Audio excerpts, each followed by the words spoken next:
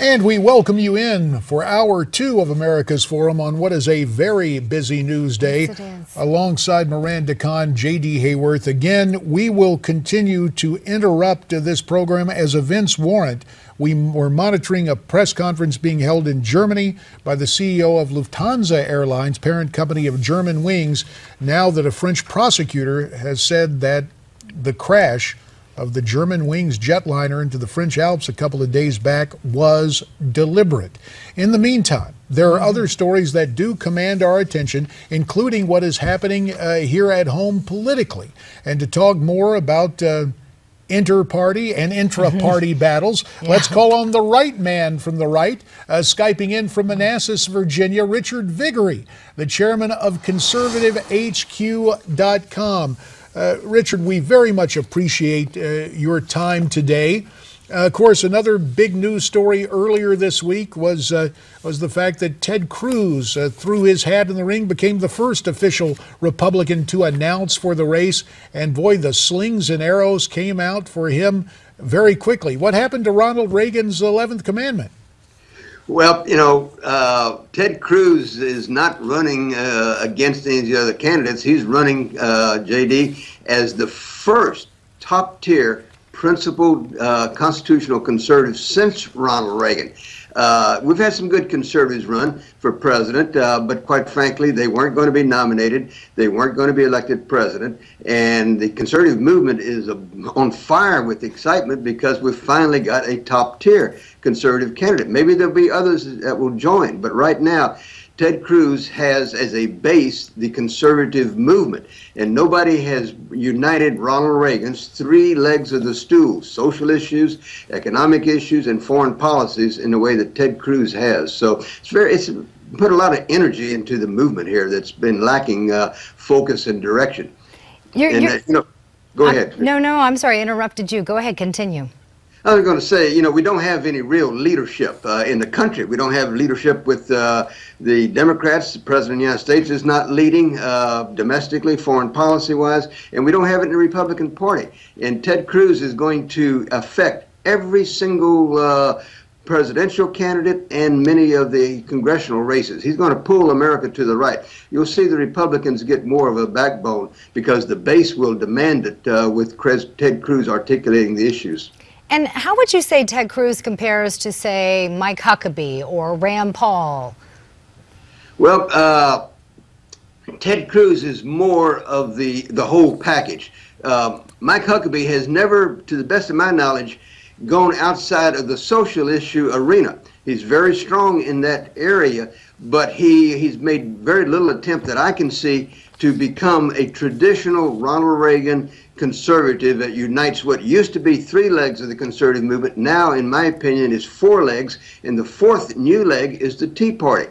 And Huckabee doesn't speak to conservatives on economic issues, certainly. The Tea Party, he doesn't, have strong ties to them. So he's a kind of a one base candidate.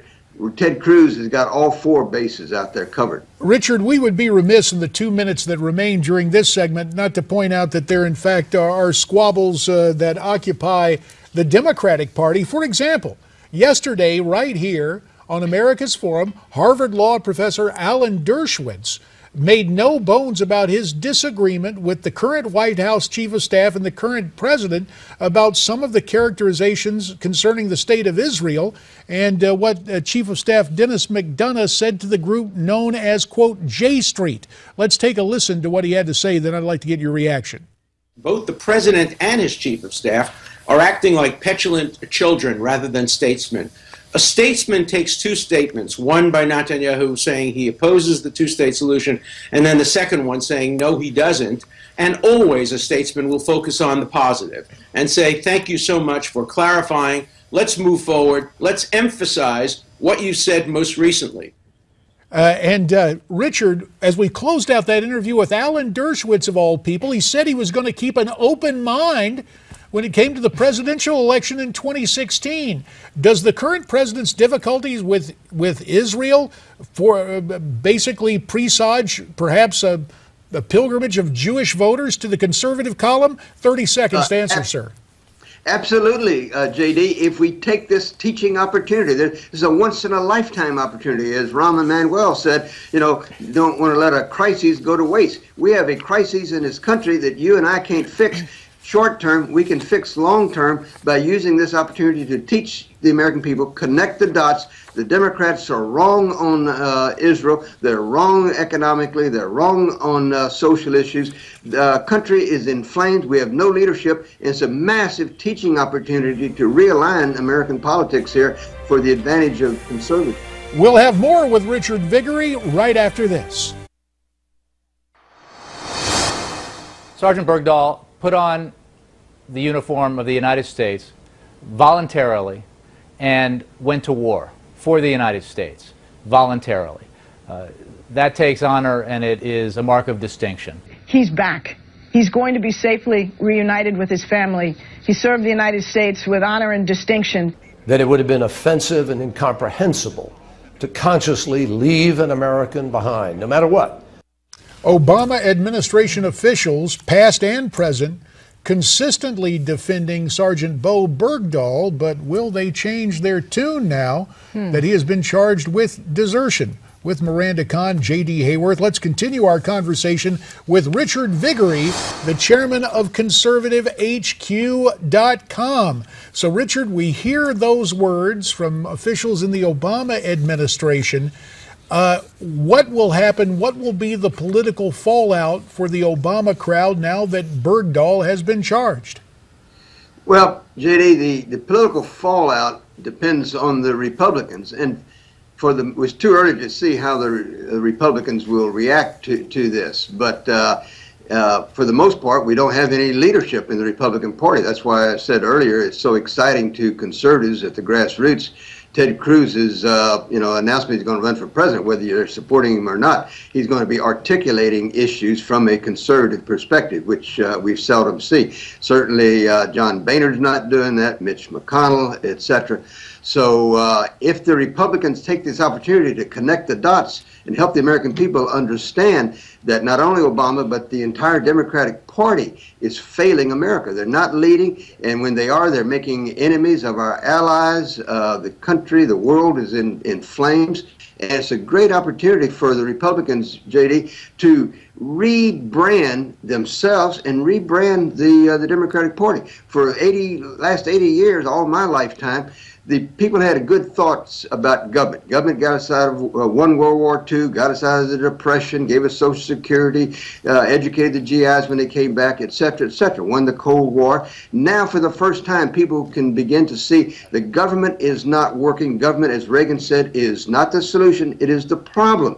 Governs too much, taxes too much, spends too much, regulates too much. It's a massive teaching opportunity if only we had Republican leaders that would take this opportunity.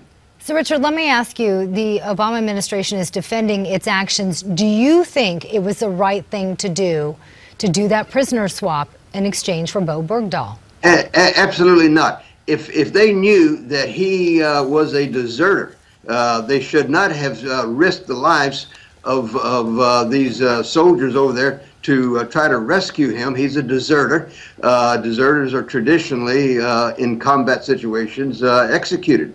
They go before firing squads, and we should not have risked one American life to retrieve him, and we certainly should not have sent 5 serious enemy combatants back to kill more Americans. It was a serious mistake, and hopefully the Democrats in the Obama administration will have to answer for that.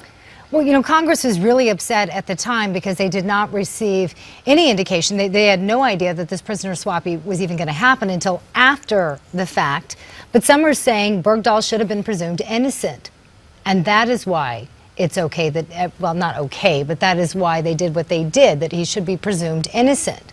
What do you say to that? Well, there was too much evidence. His own colleagues, his own fellow soldiers knew that he was a deserter. And the idea that Obama broke the law, and there's been no consequence. We talked about earlier, you know, there is going to be the consequence consequence politically here, but Obama broke the law by not informing Congress, and the Republicans have been silent on this. So the bottom line is the man was a traitor apparently, and we should not have risked one American life, and the Republicans should make this a major issue. Richard, about a minute and a half remains. Let's recircle to the Republican situation on Capitol Hill. You've singled out Speaker Boehner on a couple of occasions now during this interview. We're hearing that he's looking at a new governing coalition, establishment Republicans and a majority of the minority party, the Democrats, to get some key votes done. In the minute that remains, your reaction to that course of action? Well, I think your information is probably, unfortunately, correct, J.D. I think that we're going to, which is, good news and bad news. The bad news is, of course, he's going to pass big government legislation with Democrat votes. The good news is that it highlights to the American people, to the grassroots conservatives, the base of the Republican Party, that we're at war with the leaders of the Republican Party. We've been at war for 100 years, as I say in my book, Takeover, but the problem is American people, the voters, haven't realized that there's a massive disconnect between their leaders and their views and values at the grassroots. So Boehner is now showing his true colors, that he really is a big government establishment Republican, and that's good, that we'll be able to understand that John Boehner, Tom Donahue at the Chamber of Commerce, other big government Republicans. We got you. We're going to know who they are, and it's going to have an impact in November of 2016. Richard Viguerie, we thank you for your time, and we'll be right back.